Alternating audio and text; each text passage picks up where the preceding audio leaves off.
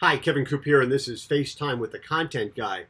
So I want to bring your attention to a story I read the other day in the Seattle Times, which sort of grabbed my attention because it's reported that, and this is amazing to me, you won't find a single expert on the history of the American Revolution or the Civil War at the University of Washington anymore.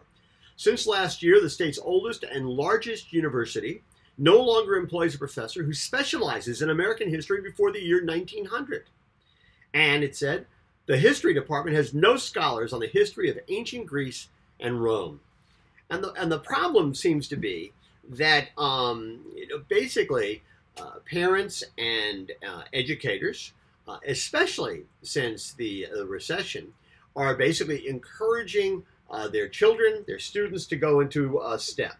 And, they want them to go into science. They want them to go to math. They want them to go into engineering and technology. But the problem is that once those people go there are fewer people going to take humanities courses, right? And those departments are shrinking. And then that ends up having all sorts of economic implications because history and English classes, frankly, are a lot cheaper to teach than engineering classes and computer science classes, but they charge exactly the same for them. So plus a lot of these kids, I guess, they get to college, and if they're really interested in STEM, basically what they've done is they've taken a lot of advanced placement courses in high school, which means they may not have to take a full course load for part of their college careers. And all of this has a financial impact on the schools. So they're shrinking these departments, they're putting more into those departments, but they're getting less from students in those departments, and it creates a financial a mess for them. Now, I'd feel a lot more sympathetic for these colleges if they weren't consistently raising their tuitions so that all these people who actually graduate from college walk away with this crippling student debt. It was interesting. I was talking to Michael Sansolo about this the other day, and he said he remembered the story that he had read in the Milwaukee Journal-Sentinel just a few months ago, saying that one of the campuses of the University of Wisconsin was going through exactly the same thing, phasing out all of their what they called low-demand humanities courses. And majors like history apparently are going to actually be history. Now, one of the interesting things about this is the Seattle Times made the point that academics, I want to make sure I get this right, academics worry that the nation would be impoverished both culturally and intellectually if only an elite few understand the arc of American history, know how to find meaning in poetry, or can discuss the ideas of the great philosophers. Now listen, I'm no academic, right? I'm sort of a dilettante. I'm lucky enough to be on the adjunct faculty of Portland State, but I am the farthest thing you're ever going to find from an academic.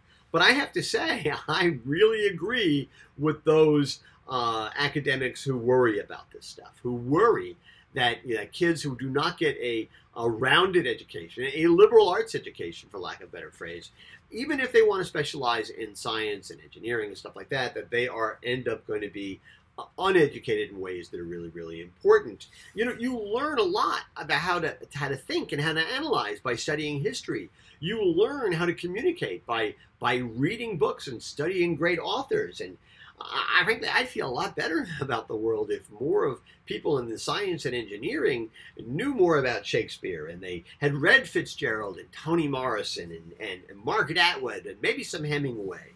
I've actually done some informal lobbying in Portland State. I'd love to teach a course someday about writing for business majors. But it's not about business writing. It's about simple communicative narrative writing. I think that kind of course could be taught to lots of STEM students as well. They might not necessarily see the immediate connection to job and career and paycheck, but it'd be good for their minds and their souls. And quite frankly, that's what college ought to be about as well. It's more than 40 years since I actually studied Shakespeare's The Merchant of Venice. And yet there are passages from that play that stick in my mind because they are an education in themselves. I mean, there's that great passage, Portia has this speech where she goes, "The quality of mercy is not strained. It droppeth as the gentle rain from heaven upon the earth beneath. It is twice blessed. It blesseth him that gives and him that takes." Mercy is important. And then there's the amazing Shylock speech from The Merchant of Venice. It's a treatise on bigotry in which he says, he just talks about, he hath disgraced me and hindered me 500,000, laughed at my losses, mocked my gains, scorned my nation, thwarted my bargains, cooled my friends, heated mine enemies. And what is his reason? I'm a Jew. Hath not a Jew eyes? Hath not a Jew hands, organs, dimensions, senses, affections, passions, fed with the same food, hurt with the same weapons, subject to the same diseases, healed by the same means, warmed and cooled by the same winter and summer as a Christian is? If you prick us, do we not bleed? If you tickle us, do we not laugh?